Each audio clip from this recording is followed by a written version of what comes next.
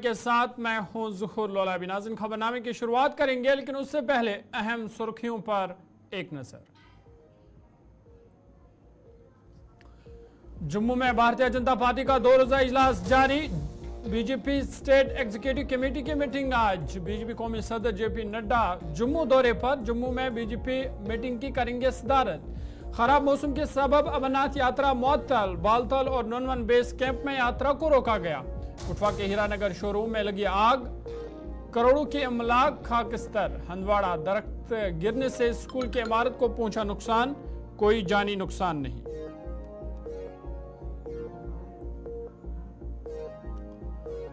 हाथरस बगदड़ में पहली बार मीडिया के सामने आए भोले बाबा, कहा शरपसंदों को नहीं बख्शा जाएगा।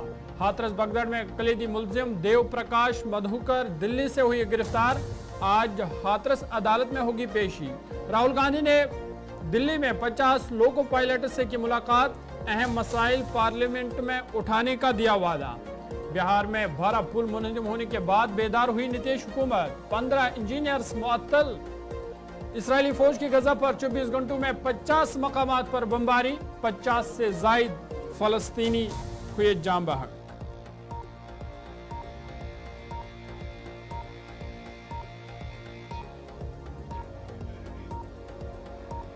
सुर्खियों के बाद खबरें तफसीलात के साथ। सबसे पहले बड़े और अहम खबर के हवाले से बात करेंगे और आपको बता दें कि जम्मू में भारतीय जनता पार्टी का 2 रोजा इजलास जारी है। आज इजलास का आखिरी दिन है और आज स्टेट एग्जीक्यूटिव कमेटी की मीटिंग होगी, जिसकी सदारत खुद कौमी सदर जेपी नड्डा करेंगे। जेपी नड्डा कुछ ही देर में जम्मू पहुंचेंगे, जहां पे वो इस अहम मीटिंग की सदारत करेंगे। आपको बता दें कि इस अहम मीटिंग में जहां जम्मू कश्मीर असेंबली इंतखाबात के हवाले से बातचीत होगी, वहीं भारतीय जनता पार्टी को किस तरीके से मजबूत बनाया जाए उस हवाले से भी बात होगी।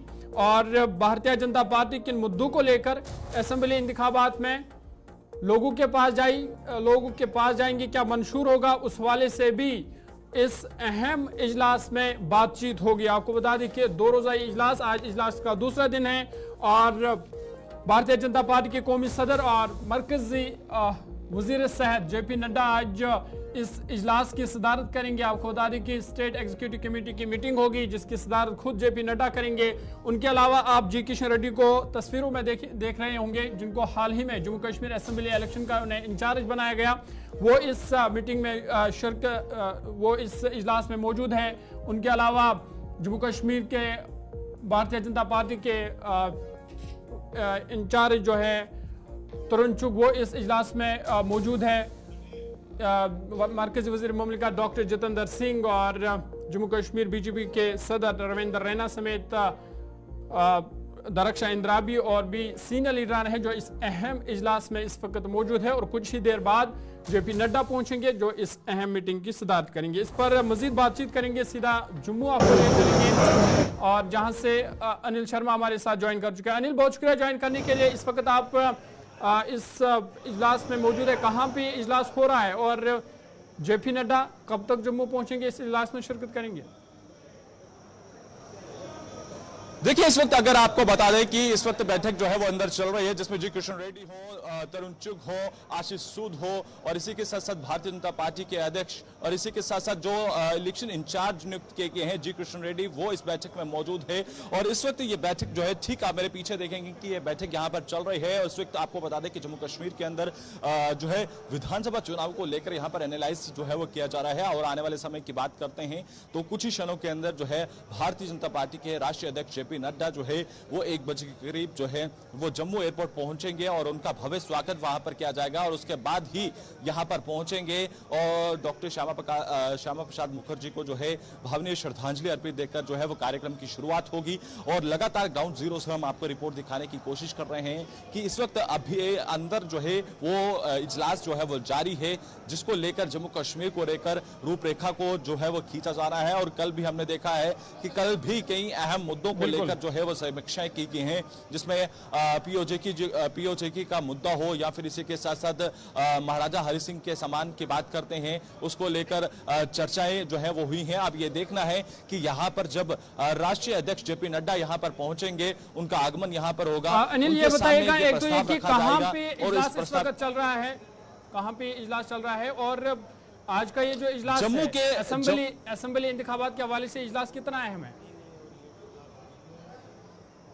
देखिए, निश्चित तौर पर यह इजलास काफी ज्यादा अहम है और इसी के साथ साथ जम्मू कश्मीर की बात करते हैं तो जम्मू कश्मीर में काफी लंबे अरसे से जो है वो चुनाव नहीं हुए हैं। जम्मू के मिश्रीवाला में ये पूरा कार्यक्रम जो है वो चल रहा है और इस वक्त जो है जिस तरह से तैयारियों को पूरा मुकम्मल कर लिया गया है और कल से ही हम देख रहे थे कि पिछले 15 दिन से भाजपा जो है वो पूरी तरह से तैयारियों में जुटा हुआ था। हालांकि मौसम जो है वो जरूर खराब चल रहा था, उस बीच भी मौसम के खराब के चलते भी तैयारियों को पूरा किया गया और लगभग अब कुछ ही क्षण बाकी है, लगभग 12:10 हो चुके हैं और उसी के बाद 1 बजे के करीब फ्लाइट जो है वो लैंड होगी और उसके बाद जो है इस मिश्रीवाला जहां पर ये हॉल और वेन्यू रखा गया है वहां पर जो है बीजेपी के राष्ट्रीय अध्यक्ष जेपी नड्डा यहां पर पहुंचेंगे और तमाम जिस तरह से हमने लोकसभा में देखा कि भारतीय जनता पार्टी ने सिर्फ जम्मू खिते की जो 2 सीटें हैं उन पर अपने उम्मीदवार खड़े किए, जो वादी कश्मीर की सीटें हैं वहां पे आपने उम्मीदवार खड़े नहीं किए। तो क्या इस बार इस अहम इजलास में इसकी चर्चा होगी कि क्या आने वाले इंतखाबात में असेंबली इंतखाबात जो होगा क्या पूरी 90 के 90 सीटों पर भारतीय जनता पार्टी अपने उम्मीदवार खड़ा करेगी? जरूर आपको याद होगा कि कल और उससे एक शाम पहले दिल्ली के अंदर एक बड़ी अहम बैठक हुई जिसमें गृह मंत्री खुद मौजूद थे। जी किशन रेड्डी जिन्हें इलेक्शन इंचार्ज नियुक्त किया गया है वो उस बैठक में मौजूद थे। भारतीय जनता पार्टी के अध्यक्ष वो वहां पर मौजूद थे और जम्मू कश्मीर को लेकर खासकर चर्चाएं हुई हैं जिसमें 90 की 90 सीटों पर जम्मू कश्मीर के अंदर चुनाव लड़ने को लेकर जो है वो इस वक्त चर्चाएं जो है वो जरूर हुई हैं और भाजपा का ये सपना है कि जम्मू कश्मीर में जो है, हालांकि कल जब तरुण चुग जी से हमारी बातचीत तो उन्होंने कहा कि 90 की 90 सीटों पर चुनाव लड़ा जाएगा और भारतीय जनता पार्टी का मुख्यमंत्री जम्मू कश्मीर में बनाया जाएगा और कहीं ना कहीं इसको लेकर रूपरेखा को आज पूरी तरह से सींचा जाएगा। अनिल, कौन से वो मुद्दे होंगे, क्या मैनिफेस्टो होगा भारतीय जनता पार्टी का जम्मू कश्मीर के असेंबली इंतखाबात के हवाले से, कौन से मुद्दे होंगे जिनको लेकर वो लोगों के पास जाएंगे? क्या इस हवाले से भी इस इजलास में बातचीत होगी? देखिए, निश्चित तौर पर ये उसी के लिए एनालाइज मीट जो है वो रखा गया है जिसमें कार्य समिति की बैठक हर वर्ष की तरह होती है और इस वर्ष भी इसी तरह से जारी है। हालांकि पूरे मुल्क में चल रही है जिस पर जम्मू कश्मीर के अहम मुद्दे हैं, जम्मू कश्मीर के कई ऐसे मुद्दे हैं जम्मू कश्मीर के अंदर अगर हम बात करते हैं चाहे वो इलेक्ट्रिसिटी का हो, जम्मू कश्मीर में जिस तरह से यहाँ पर कार्य हुए हैं उन सब मुद्दों पर जो है वो समीक्षाएं की जाएगी। अनिल, आप इस खबर पर नजर बनाए रखिएगा, बहुत बहुत शुक्रिया। बेहतर कार्य जाए। अनिल शर्मा जम्मू से तफसीलात फराम कर रहे थे। आपको बता दें कि जम्मू मिश्रीवाला में ये अहम इजलास जो है इस वक्त जारी है। आज इजलास का दूसरा दिन है और इस इजलास की आज अहम बात यह है कि कौमी सदर जेपी नड्डा खुद इस इजलास की सदारत करेंगे। स्टेट एग्जीक्यूटिव कमेटी का इजलास होगा जिसकी वो सदारत करेंगे। आपको बता दें कि उनके अलावा जी किशन रेड्डी पहली इस इजलास में मौजूद है। तरुण चुग, रविंदर रैना, डॉक्टर जितेंद्र सिंह, दरक्षा इंद्राबी और भी जो सीनियर लीडर है भारतीय जनता पार्टी के वो इस अहम इजलास में जो है वो मौजूद है और इस इजलास में आने वाले असेंबली इंतखाबात के हवाले से अहम फैसले लिए जा सकते हैं। और आपको याद होगा कि कल भी जम्मू कश्मीर के असेंबली जिनको इंचार्ज बनाया गया था जी किशन रेड्डी की सदारत में एक मीटिंग हुई जिसमें कई करारदादों पर बातचीत हुई और आज का इजलास भी अहम होने वाला है और जम्मू कश्मीर असेंबली इंतखाबात के हवाले से भी ये इजलास काफ़ी अहम है और कई फैसले भी लिए जा सकते हैं। ताम इंतज़ार है कौमी सदर जेपी नड्डा का जो अभी कुछ ही देर बाद जम्मू पहुंचेंगे और इस अहम इजलास की सदारत करेंगे।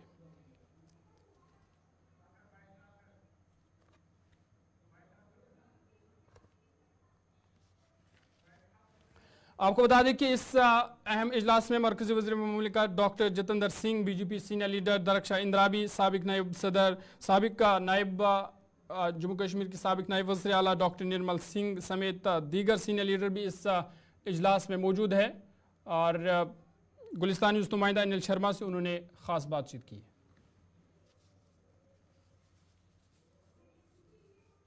क्या मैसेज आप कन्वे करना चाहेंगे? राष्ट्रीय अध्यक्ष जो है जेपी नड्डा जी आने वाले हैं, क्या मैसेज? नहीं, जैसे आप जानते हैं, हम सब जानते हैं कि सारे देश के लिए और विशेषकर भारतीय जनता पार्टी के लिए 6 जुलाई के दिन का एक विशेष महत्व रहता है।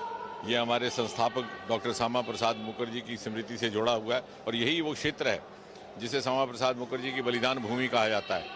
11 मई 1953 के दिन पंजाब से होते हुए जब वो जम्मू कश्मीर में प्रवेश कर रहे थे तो उनको धोखे के साथ हिरासत में ले लिया गया और यहीं पर संदिग्ध परिस्थितियों में उनका स्वर्गवास हुआ। और अपनी गिरफ्तारी से पहले उन्होंने जो आह्वान किया था जम्मू कश्मीर का संपूर्ण विलय भारतीय गणराज्य के लिए, वो आगे चल के उसने राष्ट्रवाद की ज्वाला को प्रज्वलित किया, जो जनसंघ के दिए की लौ भी बना।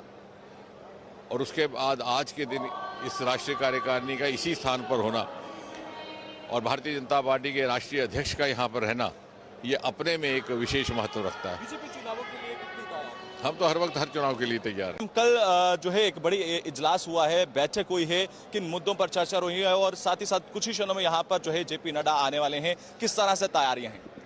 आप देख रहे हैं सभी कार्यकर्ताओं में उत्साह है, क्योंकि नड्डा साहब आज हमारे प्रेसिडेंट भी हैं और यूनियन मिनिस्टर भी हैं। कृष्ण रेड्डी साहब कल ही पधारे हैं, चुग साहब कल ही पधारे हैं, सारे यहाँ पर हैं और नड्डा साहब का आज आना और इलेक्शन का बिगुल बज ही चुका है और असेंबली इलेक्शन की तैयारियां जोरों शोरों पर हैं।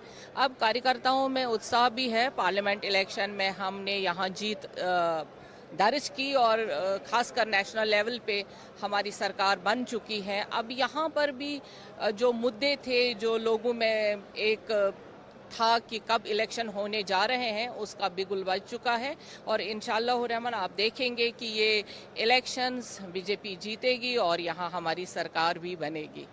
कल जो बैठक हुई थी उनमें किन, रविंद्र जी आपको भी जिम्मेदारी दी गई है चुनावों को लेकर, विधानसभा चुनावों को लेकर, जम्मू को लेकर, किस तरह से तैयारी है और आज राष्ट्रीय अध्यक्ष का आगमन यहाँ पर? देखिए, भारतीय जनता पार्टी लगातार कोरोना काल से लेकर के अब तक लोगों के बीच में काम करती रही है।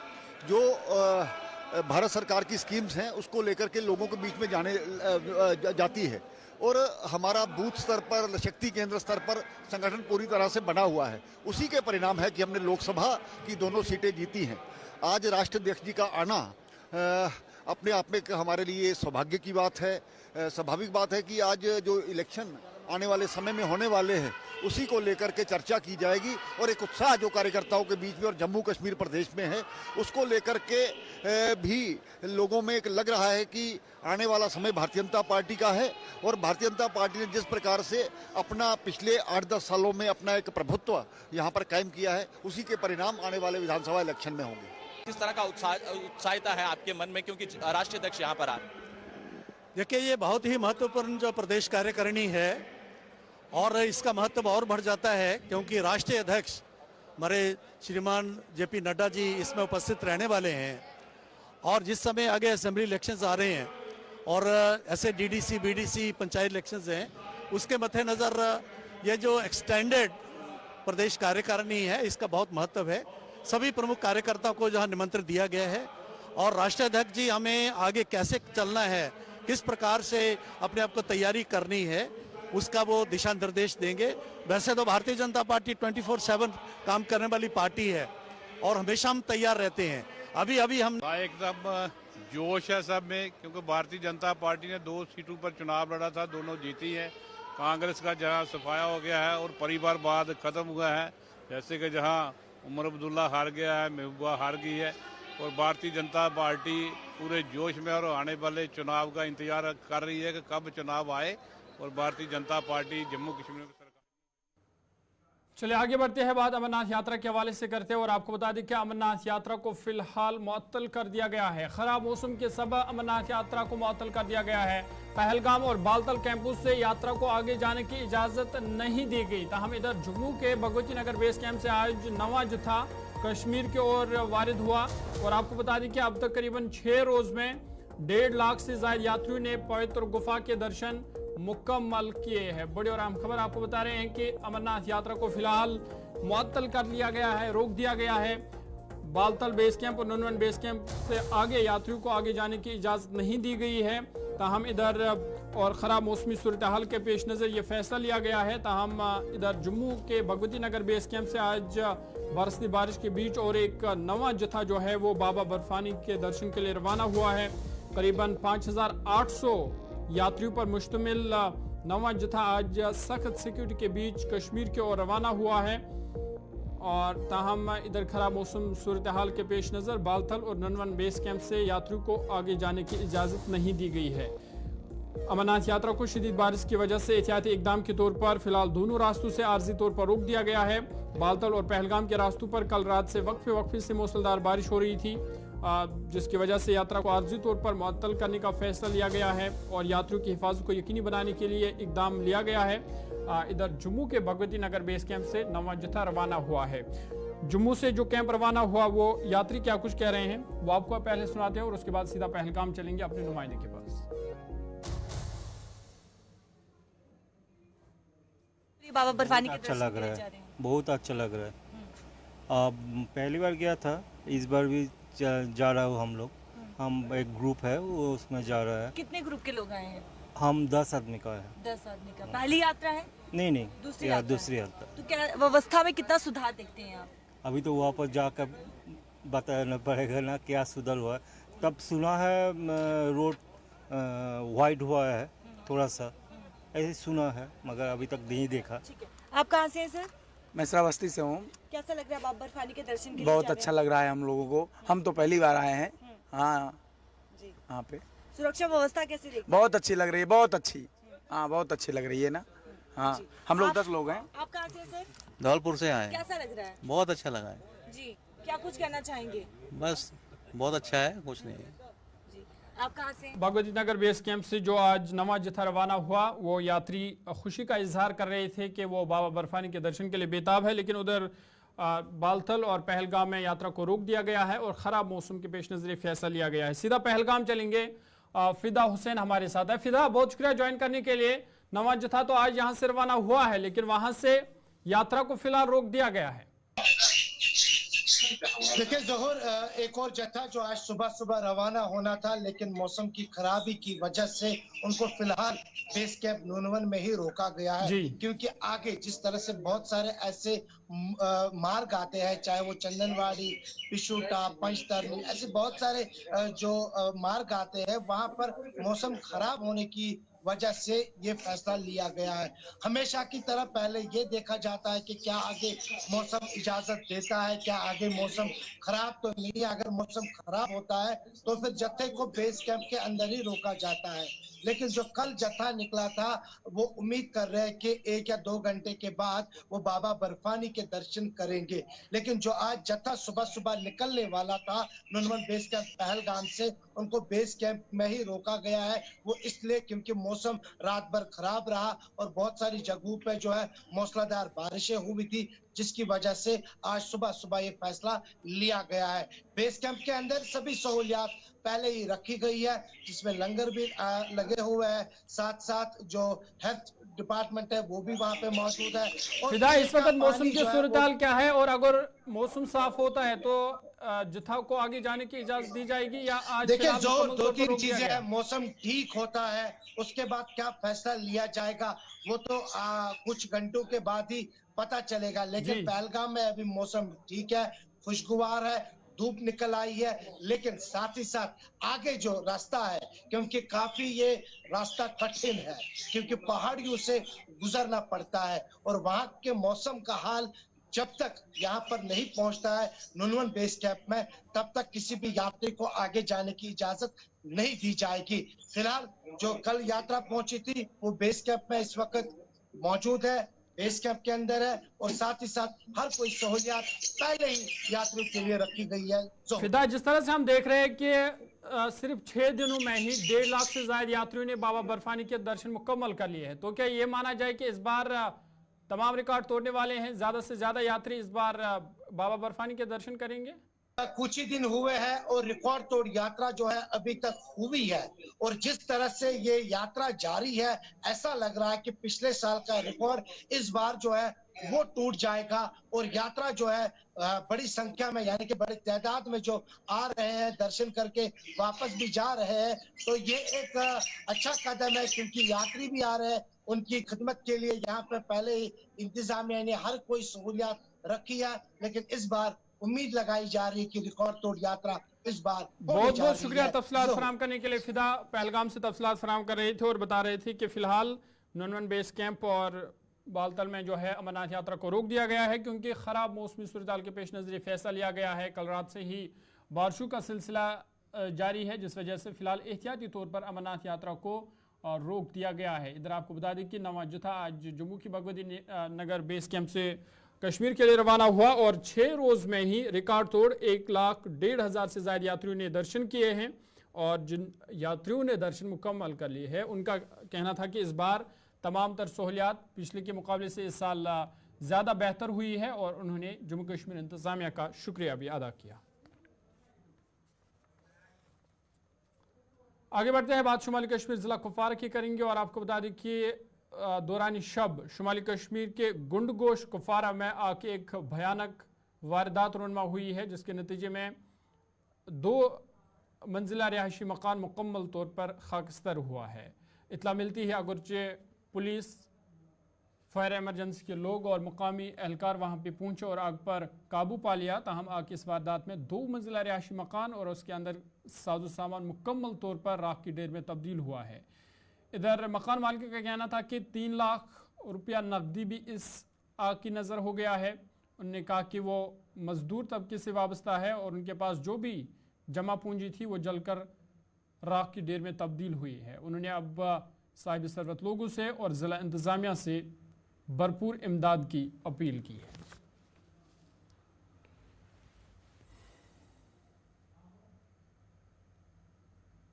जी, मेरा नाम जहांगीर अहमद खान है। मैं गोंडबिशी का रहने वाला हूँ। रात के 11:30 बजे लगभग आग नमूदार हुई। देखते ही देखते 5 मिनट में पूरा मकान जल गया। हमने कुछ भी नहीं निकाला। हमारे पास 3 लाख कैश था ऊपर, वो भी नहीं निकला। सब कुछ खाकीसर हुआ। खाली हमने बच्चे निकाले बाहर और रात को हम यहाँ बाहर सोए।